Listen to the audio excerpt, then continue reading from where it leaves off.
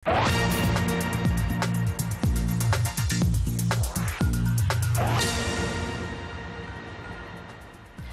का सीजन सामने है और चीनी महंगी हो गई है। सरकार ने चीनी पर इंपोर्ट ड्यूटी क्या बढ़ाई, इसकी कीमतें तो बढ़ती ही चली जा रही हैं। इसी महीने सिर्फ 10 दिनों के अंदर 10% तक कीमतों में उछाल दिखा है। लेकिन दूसरी ओर राहत की बात यह है कि खाने के तेल हैं वो कमजोर हुए हैं, या कह सकते हैं सस्ते हुए हैं। इस साल जनवरी से अब तक 15 से 20% कीमतों में गिरावट देखने को मिली है। अब सवाल यह है कि त्योहारी मौसम में चीनी और खाने के तेलों की कैसी रहेगी चाल, ये हम समझेंगे आज।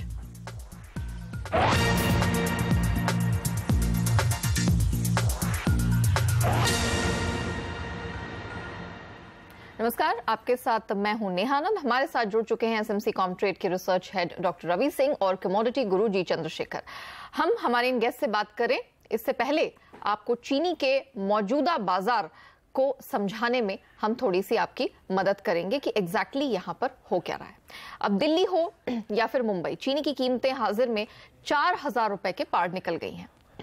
दिल्ली की रिटेल में देखें तो चीनी 4500 रुपए किलो बिक रही है। वहीं सिर्फ 10 दिनों में भाव 3 महीने की ऊंचाई पर चले गए हैं। विदेशी बाजार में चीनी काफी सस्ती है, लेकिन भारत में भाव चढ़ते चले जा रहे हैं। चूंकि मिलों की डिमांड पर सरकार ने इंपोर्ट ड्यूटी को 40% से बढ़ाकर अब 50% कर दिया है। ऐसे में इंपोर्ट करना अब मुश्किल हो गया है, महंगा हो गया है। अब दलील ये दी जा रही है कि आगे त्योहार पड़ने वाली है, इसलिए इसकी डिमांड बढ़ रही है। हमारे साथ बॉम्बे शुगर मर्चेंट एसोसिएशन के प्रेसिडेंट अशोक जैन साहब जुड़ चुके हैं। जैन साहब, स्वागत है आपका। क्या वाकई डिमांड इतनी ज्यादा है कि ये कहा जा सके कि चीनी की जो दाम है वो इसी वजह से बढ़ रहे हैं? नहीं, मुझे इतना नहीं लगा। अभी भी फिलहाल इतना डिमांड नहीं है, त्योहारों का अभी भी इतना डिमांड नहीं है। और एक गवर्नमेंट ने जो एक इम्पोर्ट ड्यूटी बढ़ा दी है, एक वो कारण, दूसरा ये वायदा, फ्यूचर ट्रेडिंग का वायदा है, वो वायदा में जितना ऊपर वो वायदा इतना फॉर अच्छा बता रहा है। हाँ। तो इसका इफेक्ट रियल डेट में पड़ना ही पड़ना है। तो बड़ा कारण ये फ्यूचर ट्रेडिंग है। वायदा जो वायदा इतना वो कर रहा है खाने पीने चीज में, हमको पहले ही वो बोला कि ये वायदा के कारण इफेक्ट ज्यादा हो रहा है। आप कह रहे हैं कि सिर्फ वायदा की वजह से बढ़ रहा है, तो क्या मिलों ने यहाँ पे दाम नहीं बढ़ाया है? जो रिटेल में हम कीमतें दे रहे हैं वो सिर्फ वायदा की वजह से बढ़ गई है? ये कारण काफी, एक तो इम्पोर्ट ड्यूटी है, दूसरा ये वायदा कारण, तीसरा कारण जो जीएसटी चालू होने वाला था जून एंडिंग पे, क्या हुआ, काफी ट्रेडर्स ने क्या इंपोर्ट मैंने ये नहीं होने के कारण, मैंने जीएसटी लगने के कारण ट्रेडर्स ने शुगर मंगाना बंद कर दिया था। अच्छा। हाँ, इसको सेटअप नहीं, शुगर में सेटअप न मिलने के कारण ट्रेडर्स लोगों ने शुगर मंगाना बंद कर दिया था। हाँ। इसका इफेक्ट ज्यादा हो गया था और बाद में इसकी परचेसिंग ज्यादा होने लगी, मैंने 3-4 तारीख से। अच्छा। इसका ये भी कारण है कि इसके कारण, परचेसिंग के कारण भी इंडस्ट्री थोड़ा भाव बढ़ा दिया इन्होंने। अच्छा, लेकिन जैन साहब, हमें खबर मिल रही थी कि मिलों ने भी शायद यहाँ पर दाम बढ़ाए हैं। क्या ये बात सही है? इफ यस, कितना दाम बढ़ा? तो ये मुझे तो मैं बता रहा हूँ कि ये ट्रेडर्स लोग ने मैंने परचेसिंग बंद कर दिया था। हाँ। मैंने एंडिंग में जीएसटी के कारण, इनको नहीं मिलने का, सेटअप न मिलने के कारण, और वो फिर 3-4 तारीख से परचेसिंग ज्यादा होने लगी। इसका बेनिफिट 100% इंडस्ट्री ने लिया है। अच्छा, ओके, चलिए, ये तो कारण आपने बताया। लेकिन अब मुझे बताइए कि इतनी तो कीमतें ऑलरेडी बढ़ चुकी हैं, अब इंपोर्ट नहीं हो पाएगा, यहाँ मुश्किलें हैं। चीनी अब आपको अक्टूबर तक, या कह सकते हैं दिवाली तक, आपको किस तरफ जाती दिख रही है?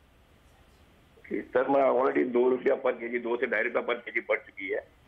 मुझे इसमें अभी ज्यादा तेजी नहीं लग रही है। अच्छा, आपको ज्यादा तेजी नहीं? हाँ, इतनी ज्यादा तेजी नहीं है कि ज्यादा हो जाएगा, करीब और 25-50 रुपए बढ़ सकते हैं। अच्छा, 25-50 रुपए जैसी तेजी दिख रही है, लेकिन आपको नहीं लगता कि एकदम आग सी लग जाएगी यहाँ पर?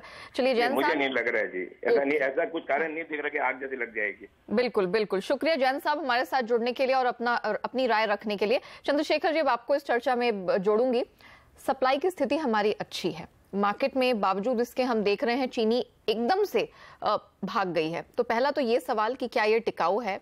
जैसा कि यहाँ पर हम अक्सर हर सीजन में त्योहारों को जिम्मेदार बताते हैं, कहते हैं त्योहारी सीजन है, अगस्त से शुरू हो जाएगा, अक्टूबर तक चलेगा, फिर शादियों का सीजन शुरू हो जाएगा।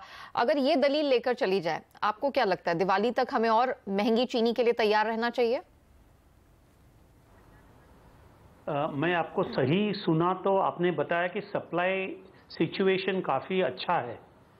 मैं नहीं मानता हूं कि सप्लाई सिचुएशन अच्छा है, क्योंकि इस साल 2016-17 में हमारा चीनी का उत्पादन करीबन 200 लाख टन है और हमारा डिमांड करीबन 240 लाख टन है।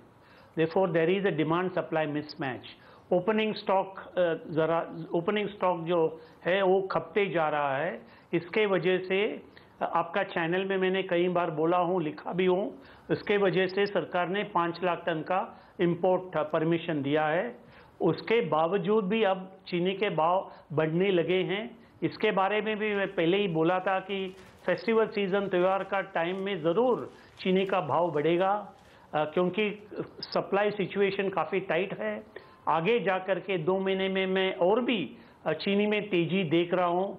अब जो 4,100 लेवल है वो जा कर के 4,300, 4,400 उस लेवल तक जाने का संभावना बहुत अच्छा है, क्योंकि हमारा अगला चीनी उत्पादन नवंबर के पहले मार्केट में नहीं आएगा और तब तक हमें चीनी का जो फेस्टिवल डिमांड है, to meet the festival demand, जो एग्जिस्टिंग स्टॉक है उसको ही ख़त्म हम करेंगे। और opening stock for next year बहुत ही कम रहेगा और अगला साल में भी मैं काफ़ी फर्म प्राइसेस ऑफ शुगर इसका मैं फोरकास्ट कर रहा हूँ। मुझे ये बताइए, आपने कहा कि यहाँ से आपको चीनी में तेजी दिखेगी, क्या आपको लगता है कि यहाँ पर इंपोर्ट ड्यूटी में जो बढ़ोतरी हुई है वो एक शायद से ये कदम कुछ आपको ठीक नहीं लगा, या अब जो चीनी की महंगाई आगे कंज्यूमर्स को झेलनी पड़ेगी, क्या किया जा सकता था इसको थोड़ा सा कूल ऑफ करने के लिए? नहीं,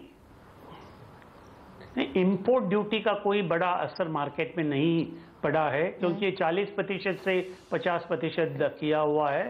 तो वैसे भी कोटा सिस्टम है, 5 लाख का कोटा है, वो इंपोर्ट आने का जो सीमित टाइम लिमिट था वो भी खत्म हो चुका है। For import duty has nothing to do with the तेजी। ये तेजी सीजनल है, स्टॉक काफ़ी टाइट सिचुएशन है जिसके बारे में हमने पहले ही फोरकास्ट किया था, उसका ही असर मुझे दिख रहा है। और शायद भाव जैसे 45 रुपया भी पहुंच जाएगा, 4,500 रुपया, और भी एडिशनल इंपोर्ट 5 से 10 लाख टन का प्रबंध करने का भी एक मौका आ सकता है। लगता है कि ये मौका भी है, क्योंकि ऑलरेडी चीनी की कीमतें अंतर्राष्ट्रीय बाजार में काफी सस्ती चल रही हैं। बराबर है, करेक्ट। इसी के वजह से हमें इंपोर्ट करना चाहिए, तभी ही हम लोकल मार्केट के जो भाव है उस पर काबू पा सकेंगे। अक्टूबर के लिहाज से आपको क्या लगता है? ऑलरेडी हम देख रहे हैं कि मुंबई की मंडियों में चीनी की कीमतें बढ़ गई हैं। दिल्ली की बात करें तो 44-45 के लेवल्स तो ऐसे ही चल रहे हैं। दिवाली तक आपको क्या लगता है कि अगला क्वार्टर आपको कैसा दिख रहा है?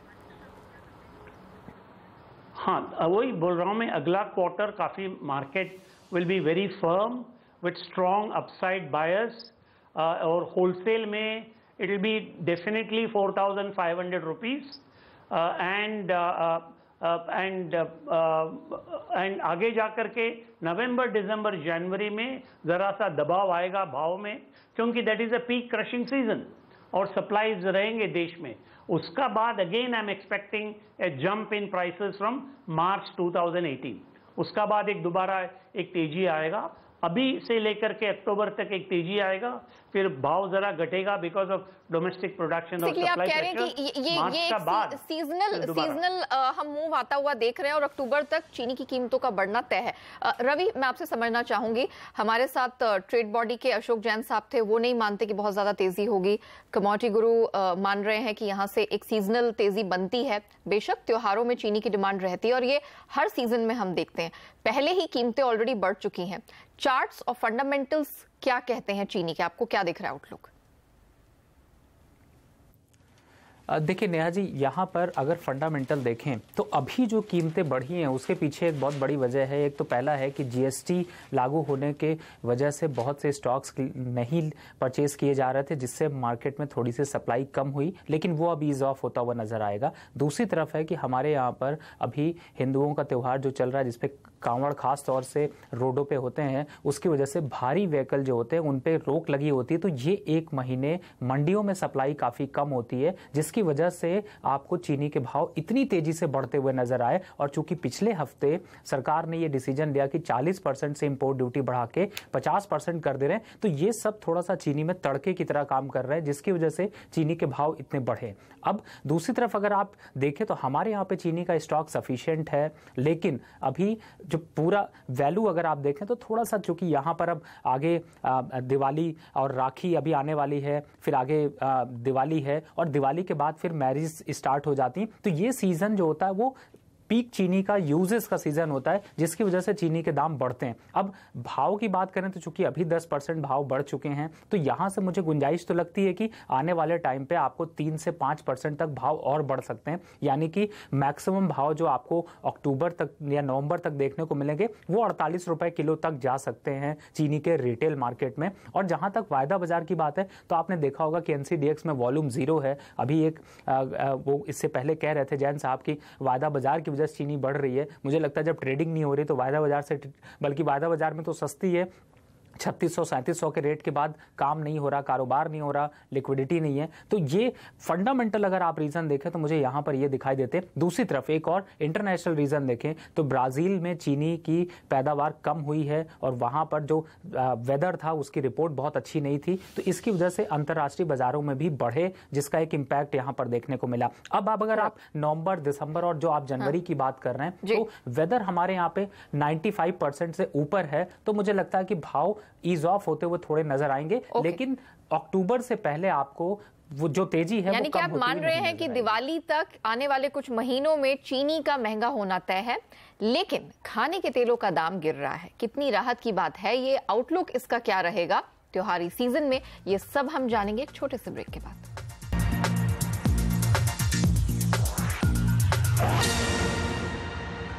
बात अब खाने के तेलों की। इस साल लगातार इनकी कीमतें नीचे ही आती रही हैं। जनवरी से अब तक सोया तेल तकरीबन 12% टूटा है, तो पाम तेल को हमने 20% तक हल्का होता देखा है।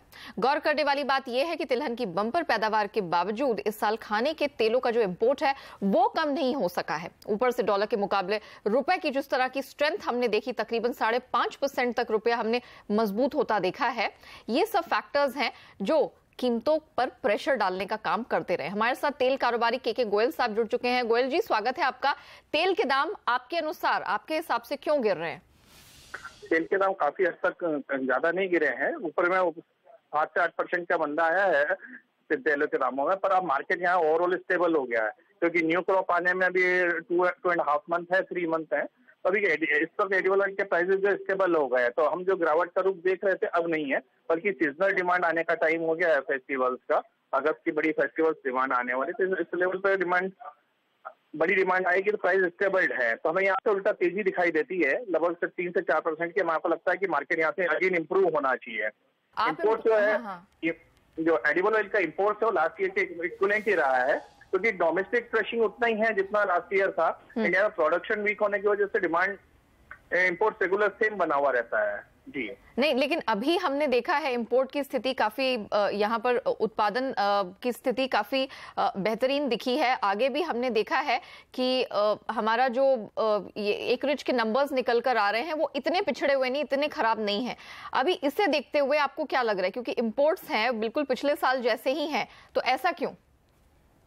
अभी सोइंग का हम फिगर कुछ दे नहीं सकते हैं कि सोइंग कितना होगा, बट सोइंग इस बार हमें मान के चल रहा है कि किसानों को अच्छा प्राइस नहीं मिला था। किसानों को जो लास्ट ईयर 3400 से 3600 का प्राइस मिला, इस साल 2800 रुपए का प्राइस मिला और एमएसपी के नीचे भी गया प्राइस, और उसकी वजह से आपने सोयाबीन का मंडियों में और गवर्नमेंट के सीजन में देखा है मार।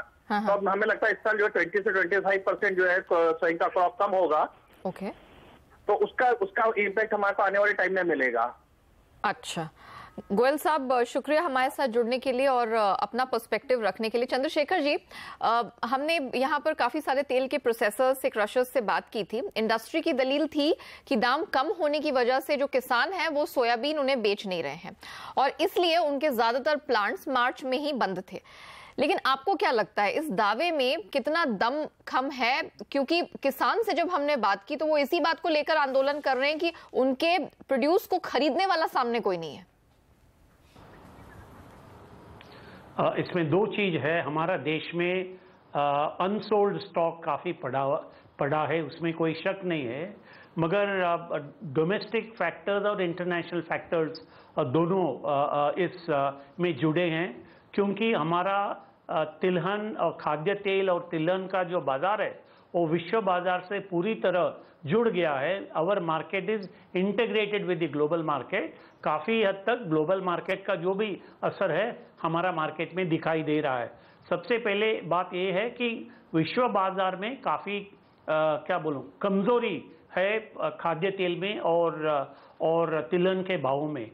सोयाबीन का जो स्टॉक है विश्व भर 100 million ton 100 million ton record स्तर पर स्टॉक है, और पाम ऑयल का जो पीक प्रोडक्शन सीजन जो कहते हैं वो अभी भी जारी है, और हमारा रुपया मजबूत हो चुका है। तो ये सब कारण के वजह से विश्व बाजार में एक नरमी है, और हमारा देश में भी खाद्य तेल में और तिलहन में के भावों में नरमी है। ये नरमी मुझे लगता है जारी रहेगी आगे 2 या 3 महीने के लिए। विश्व बाजार में मैं और भी दबाव देख रहा हूँ पाम ऑयल के वजह से। पाम ऑयल का उत्पादन तेजी से बढ़ेगा जुलाई, अगस्त, सितंबर महीने में, और अगस्त सितंबर महीने में अमेरिका से रिकॉर्ड क्रॉप सोयाबीन का जो फसल है वो निकलेगा। तो इस सब कारण के वजह से मैं और भी दबाव देखता हूं, जिसका असर हमारा डोमेस्टिक मार्केट में दिखाई देगा। तो मैं बिल्कुल तेजी में नहीं हूं। एडिबल ऑयल मार्केट में जरा सा नरमी आएगा। चलिए, ऑलरेडी कीमतें सस्ती चल रही हैं और यहां से और कूल ऑफ आएगा, ऐसा चंद्रशेखर जी मानते हैं। रवि, आप बताइए, चार्ट्स कितना इसकी गिरावट को यहां पर सपोर्ट कर रहे हैं? आपको क्या लगता है कि और कितना फॉल बचा है? क्योंकि ऑलरेडी 20% की गिरावट सीपीओ में, 12% सोया तेल में, तो आपको लगता है कि अभी भी कोई सपोर्ट नहीं है, जैसा चंद्रशेखर जी कह रहे हैं, अभी टूटता चला जाएगा? बिल्कुल, अगर सोया रिफाइंड को देखें यहाँ पे तो मुझे लगता है कि चूंकि अब सितंबर और अक्टूबर में नया क्रॉप आना शुरू हो जाएगा, और उसकी वजह से भी, और त्योहारों का सीजन अगर देखें तो वो ऑलरेडी डिस्काउंटेड है, फिर भी प्राइसेस में एक करेक्शन जारी है, चूंकि सस्ता है। बाहर से अगर रुपये की वैल्यू देखें तो काफ़ी स्ट्रांग हुई है, तो मुझे लग रहा है कि यहाँ पर अभी भाव में एक गिरावट जारी रहेगी। अगर लॉन्गर टर्म के हिसाब से देखें तो मुझे लगता है कि 5 से 8% तक का कम से कम सोयाबीन में और एक गिरावट देखने को मिल सकता है। और जहाँ तक सीपीओ की आप बात करें तो मुझे लग रहा है सीपीओ में भी अभी अगले कॉन्ट्रैक्ट अगर आप देखें, यानी कि 1 से 2 महीने के हिसाब से, तो मुझे लगता है कि उनमें भी कम से कम 8 से 10% तक का एक गिरावट देखने को मिल सकता है, क्योंकि मलेशियन तेल देखें तो वो बहुत सस्ता है, और अभी रुपी जिस तरीके से स्ट्रेंथ में आया है, तो मुझे लगता है कि आगे जो नंबर्स आने वाले हैं वो और यहाँ पर गिरावट दिखाते हुए नजर आएंगे। ओके, यानी कि खाने के तेलों की गिरावट अभी रुकने वाली है नहीं, ये आगे और भी सस्ते होंगे। हम लेंगे एक छोटा सा ब्रेक, आगे समझेंगे कि चीनी और खाने तेल के तेल में जिस प्रकार का रुख है, जिस तरह का आउटलुक है हमारे एक्सपर्ट्स का, कमाई का मौका कहां मिलने वाला है, क्या हो मुनाफे की स्ट्रैटेजी, जानेंगे थोड़ी ही देर में।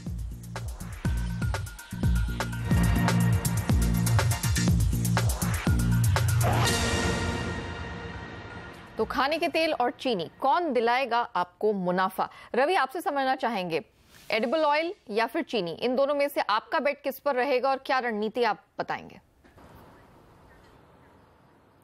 देखिए, मेरा दोनों रहेगा। अगर मैं शुगर पे स्ट्रैटेजी बना रहा हूं तो मैं बाय साइड से चलूंगा, और अक्टूबर नवंबर तक के लेवल अगर मैं मान के चलता हूं तो मुझे लगता है कि एक बार यहां से कम 8 से 10% तक का टारगेट आपको देखने को मिल सकता है अप साइड में। लेकिन एडिबल ऑयल में अगर आप देखें, स्पेसिफिकली देखें, तो मुझे लगता है सोया रिफाइंड जो है वो यहाँ पर सेल करने लायक है। आप सितंबर कॉन्ट्रैक्ट में सेल करके चल सकते हैं। लोअर साइड पे एक बार 630 से 32 तक के लेवल देखने को मिल सकते हैं। अप साइड में एक स्टॉप लॉस आप 660 रुपए का रखें, 650 के पास भाव चल रहा है। दूसरा, अगर आप देखें तो सीपीओ को भी यहाँ पर सेल करके चला जा सकता है। लोअर साइड पे 475 तक के लेवल आपको देखने को मिल सकते हैं अगस्त के कॉन्ट्रैक्ट में। और साथ में आरएम सीड, सरसों को भी यहाँ पर देखें तो मुझे लग रहा है कि अप साइड में एक कैप लिमिटेड है, 3850 के ऊपर भाव नहीं देखने को मिलेंगे, लेकिन लोअर साइड पे एक बार 3650 तक के भाव देखने को मिल सकते हैं। तो तीनों में स्ट्रैटेजी सेल की होगी, लेकिन शुगर पे मुझे लगता है मीठा थोड़ा और महंगा होने वाला है।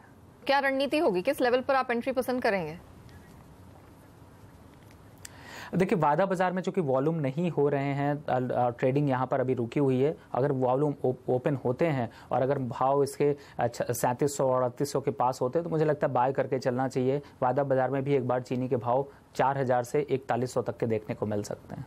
ऑलराइट, चलिए इसी के साथ हमारी खास पेशकश में इतना ही। चंद्रशेखर जी, रवि, आप दोनों का ही बहुत शुक्रिया समय निकालकर हमारे साथ जुड़ने के लिए और इन दोनों कमोडिटीज पर अपनी राय रखने के लिए। तो हमें दीजिए इजाजत, लेकिन आप बने रहिए, देखते रहिए CNBC आवाज।